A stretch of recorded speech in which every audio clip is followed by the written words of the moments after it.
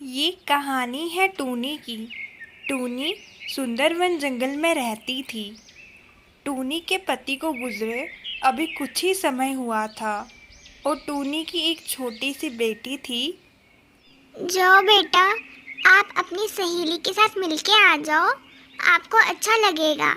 और तब तक मैं आपके लिए खाना तैयार रखूंगी। माँ की ये बात सुनकर गुड़िया अपनी सहेली के पास चली जाती है। टूनी को गुड़िया की बहुत फिक्र सताती थी।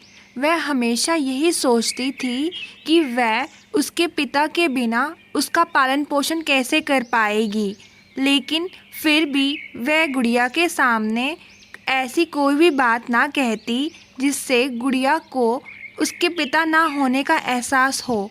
वह गुड़िया को हर सुख सुविधा देती थी। टूनी गुड़िया के लिए खाना बना रही थी, तभी अचानक उससे मिलने बंटी कबूतर आ गया। टूनी बहन, मैं आपको लेने आया हूँ। मैं आपको और गुड़िया को अकेला नहीं छोड़ सकता। कल्लू भैया ने जाते जाते मुझे ये जिम्मेवारी दी थी कि मैं आपका और गुड़िया का ध्यान रखूं। आप दोनों अभी सामान पैक कीजिए और चलिए मेरे साथ। बंटी भैया, आप इतनी रात में इतनी दूर से हमारा हाल चाल जानने के लिए आए, उसके लिए बहुत बहुत धन्यवाद। लेकिन मुझे माफ़ कर दीजिए, मैं और गुड़िया आपके साथ नहीं जा सकते, क्योंकि इस घर में कल्लू जी की यादें हैं जो मुझे इस घर से कभी जाने नहीं देंगी। वो सब तो ठीक है टूनी बहन, लेकिन आप गुड़िया के साथ इतने बड़े जंगल में अकेले कैसे रहेंगी? आपको भी पता है इस जंगल में अकेले रहना आसान नहीं। कोई भी पक्षी आपको चैन से जीने नहीं देगा, तो बेहतर यही होगा कि आप मेरे साथ चले। टूनी ने बंटी की एक बात न सुनी। मजबूर होके बंटी को अकेले ही वहाँ से जाना पड़ा। अगले दिन जैसे ही गुड़िया स्कूल जाती है, टूनी अभी बैठी ही थी कि अचानक से उससे मिलने जंगल का मुखिया आ जाता है। टूनी जी, क्या हालचाल? लगता है कि आपकी जिंदगी कल्लू के जाने के बाद कुछ ज्यादा ही मजे में चल रही है। तभी तो तरह तरह के पकवान खाए जा रहे हैं। ये सब छोड़ो, आप मुझे ये बताओ कि आप मुझे मेरे से लिया हुआ कर्ज कब लौटा रही हो? मगर मुखिया जी, मैंने तो आपसे कोई कर्ज नहीं लिया है, और जहाँ तक मुझे याद है कल्लू जी ने भी आपसे कभी कोई कर्ज नहीं लिया। तो आप कौन से पैसों की बात कर रहे हो? अब तो तुम कुछ ज्यादा ही बोल रही हो चिड़िया। लगता है तुम्हारे पंख काटने पड़ेंगे। ये रहा सबूत। तुम्हारे पति ने मुझसे 5 लाख रुपए का कर्ज लिया था और 1 महीने के अंदर चुकाने का वादा किया था। लेकिन अब इस बात को 3 महीने हो गए, अभी तक तुम्हारे पति ने मेरे पैसे नहीं दिए और खुद तो मर गया और मेरे पैसे भी ले डूब गया। अब तुम जल्दी से इस घर को खाली करो, वरना शाम तक मैं पुलिस को ले आऊंगा और तुम सबको जेल में बंद कर दूंगा। नहीं नहीं, मुझे माफ कर दीजिए मुखिया जी, मैं इतने पैसे कहाँ से लाऊंगी? अब मैं एक विधवा हूँ, कोई मुझे इतना काम भी नहीं देता। आप मेरे पे दया कीजिए, मेरी बच्ची पे दया कीजिए मुखिया जी। लेकिन मुखिया टूनी की एक भी बात नहीं सुनता है और उसे घर से निकाल देता है। टूनी और उसकी बेटी दूसरे जंगल में पहुंच जाते हैं। वहाँ पे वह एक पेड़ पे बैठ के रो रहे होते हैं। तभी उनके आंसू पेड़ के नीचे बैठे एक बाबा के ऊपर गिरते हैं।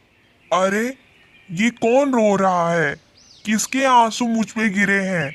मेरे सामने आ जाओ, बाबा तुम्हारे कष्ट दूर कर देगा। बाबा की ये बात सुनते ही टूनी उनके सामने आ जाती है।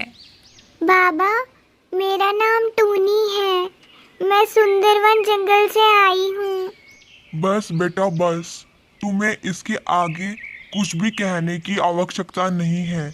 मैं तुम्हारे सब दुख और कष्ट समझ गया हूँ। ये लो मेरी बेटी, ये जादुई घर है। इसमें तुम और तुम्हारी बेटी बिल्कुल सुरक्षित रह सकती हैं और कोई भी पक्षी इसमें तुम्हारी मर्जी के बिना कभी भी प्रवेश नहीं कर सकता। जाओ मेरी बेटी, खुश रहो। उस दिन के बाद से टूनी अपनी बेटी के साथ सदा खुश रही। ये कहानी है टूनी की। टूनी अपना घर चलाने के लिए फूलों का बिजनेस करती थी।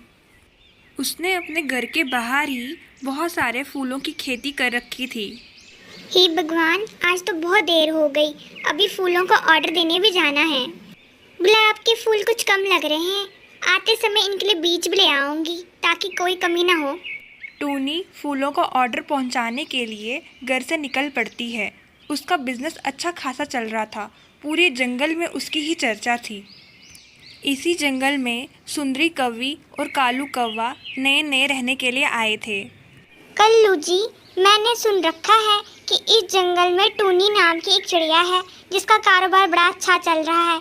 यही सही मौका है कि हम उसका बिजनेस ठप कर दें और अपना फूलों का बिजनेस स्टार्ट कर दें। हाँ सुंदरी, कह तो तुम ठीक ही रही हो। मुझे भी यही लगता है कि मैं अभी जाता हूँ और कुछ इंतजाम करके आता हूँ उसका। ये कहते ही कल्लू कौवा घर से टूनी चिड़िया की ओर निकल पड़ता है। अरे वाह, टूनी का तो बड़ा ही अच्छा बगीचा है। तभी मैं सोचूं वो इतनी कमाई कैसे कर रही है। अभी उसे मजा चखाता हूँ और देखता हूँ कि वह अमीर कैसे बनेगी। ये कहते ही कल्लू कौवा सारे फूलों के ऊपर एसिड गिरा देता है, जिसके कारण सारे फूल जल के राख हो जाते हैं। टूनी जब बाजार से वापस आती है तो अपने फूलों की ऐसा हाल देख के हैरान हो जाती है। हे मेरे भगवान, ये किसने कर दिया? मेरे इतने अच्छे फूल कैसे जल गए? मैंने किसी का क्या बिगाड़ा था जो किसी ने मेरे बगीचा खराब कर दिया? अभी टूनी अपना बगीचा देखकर रो ही रही थी कि तभी अचानक से वहाँ बंटी कबूतर आ गया। क्या हुआ टूनी बहन, आप क्यों रो रही हो? और ये क्या, आपके इस बगीचे का हाल ऐसे कैसे हो गया?